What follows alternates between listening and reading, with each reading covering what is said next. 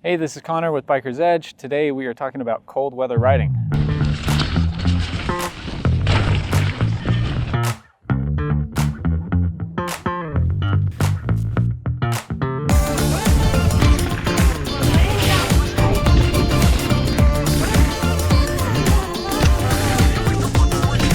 Oh, hell yeah.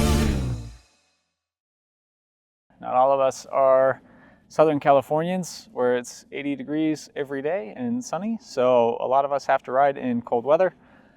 This isn't a fat biking or snow biking video. We already made one of those. Check out the little card up here if that's what you're after. This is cold weather. Still riding on dirt, normal mountain bikes, but when it's cold and miserable outside.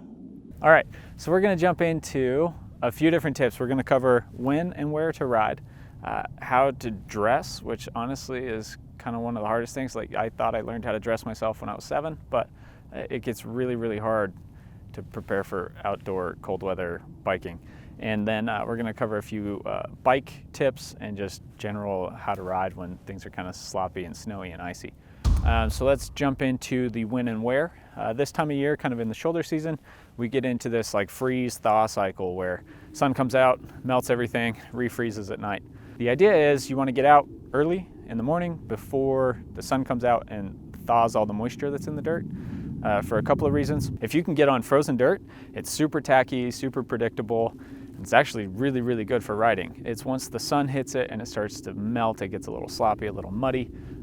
It's gonna destroy your bike, destroy the trail, and it's just gonna be less fun to ride. Find trails that have sandy dirt. Sandy dirt holds up really well to moisture, holds up well to this freeze-thaw cycle. You don't really get the like frozen ruts down the middle of it, and if it's sandy, you're really not gonna do too much damage to the trail if you're riding when it's wet. So here in Utah, sandy trails, we've got Fruit Loops, which is where I am today, Antelope Island. You can get some of the shoreline stuff. You can get some of the south-facing Corner Canyon stuff. Basically look for south-facing and sandy, and those are gonna be the best types of trails to ride when it's kind of snowy and icy and wet outside. So let's jump into how to dress yourself. Start by putting one leg in one pant hole. Dressing when it's cold can be really, really hard because at the car, you're cold, it's freezing, but once you start riding, you warm up really quick, and you get too hot, you get sweaty, and then when you go back downhill, you turn into a popsicle because you were sweaty. Now you're a sweat popsicle, and that's gross and cold. So I'm just gonna break this down into a couple kind of temperature ranges. Between 32 and 40 degrees if it's sunny and not raining or snowing outside. I'm still wearing shorts. I'll wear knee pads to keep my knees warm, and then I will wear wool socks and my least ventilated summer weight shoes. I don't really change up too much between 32 and 40 degrees. I will wear a light short sleeve base layer and then either a windbreaker, kind of like the trash bag jackets that look more like a garbage bag than a jacket. I'll wear one of those on top. If it's closer to that 32 side of things, I'll put on a mid layer, usually like a really lightweight fleece or merino wool layer. Layers are kind of key here because you can always unzip the windbreaker on the way up, so you cool off, zip it back up for the way back down, you're set. Now if it's between 32 and 40 degrees and wet outside, if it's currently raining, snowing, changes. Because if you get wet and it's 40 degrees, that's miserable. That's like hypothermia town. So you want to avoid that. At that point, I will throw on like a pair of long riding pants. Not insulated or anything, but just normal riding pants. And then I'll throw on my waterproof shoes. On top, basically wearing the same stuff. I will probably switch to a long sleeve at that point and then have my mid layer and a windbreaker, or if it's really rainy, I'll throw on my rain jacket. All right, so now we're dropping down to temperatures between 20 and 32 degrees. So now it's getting pretty cold. This is kind of the trickiest one to dress for because it's really cold just standing around the truck waiting to ride. So you are tempted to put on too much, and you start pedaling, and then it gets really sweaty and clammy and gross.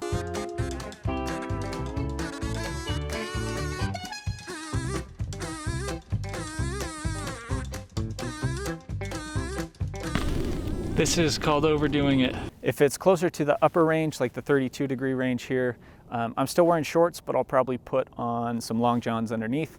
You're not gonna win any style points, but it's better than full long pants. Full long pants can get just really ridiculously hot. So shorts with long johns, like really lightweight long johns, or like running tights or something underneath. Knee pads go on top of that, still with the warm socks, and I'll probably put on my winter shoes, my waterproof all-weather shoes at this point. On top, basically wearing the same stuff, the long sleeve base layer. This time I'll go for like a fleece mid layer, and then light windbreaker. When the temperature is closer to that like 20-degree side of things, that's when I will put on the riding pants. I like a soft shell pant, but don't go fleece lined. Trust me, the fleece lined ones are way too hot. They're great for fat biking when it's Minnesota and like minus 100, but for Utah, don't go fleece lined. I like to go soft shells, waterproof shoes, wool socks. Sometimes if it's 20, getting cold, I might put on an insulated mid layer rather than a fleece. Go with like a synthetic or a down vest usually, and then I'll wear the rain jacket on top. Under 20 degrees, call me a Californian, call me soft, whatever. I'm probably riding the trainer or going south for the winter.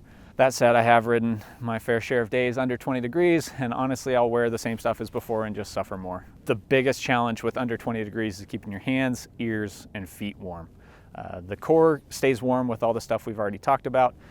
It's hands, ears, and feet. So I will bust out my kind of hockey style infused 3/4 shell helmet, I guess, like this one that I'll be wearing in this next clip.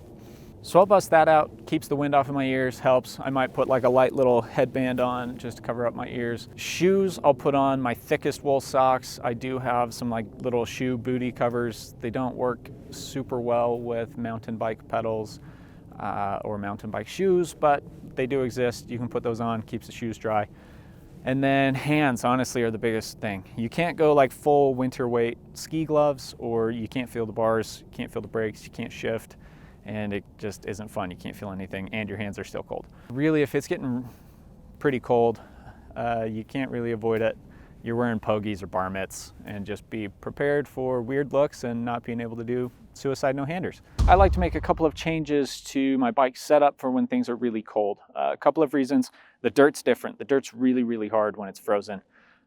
Your suspension oil also thickens up as it gets cold, so your damper doesn't work quite as well, things like that. It's harder to push that oil through.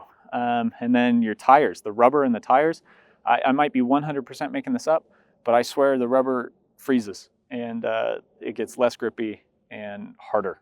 So a couple of changes I like to make. I will, when I get there, flip my bike upside down. I know this sounds crazy, but it actually allows all the fluid inside your suspension to flow towards the seals, so you get oil on the seals, which is going to help.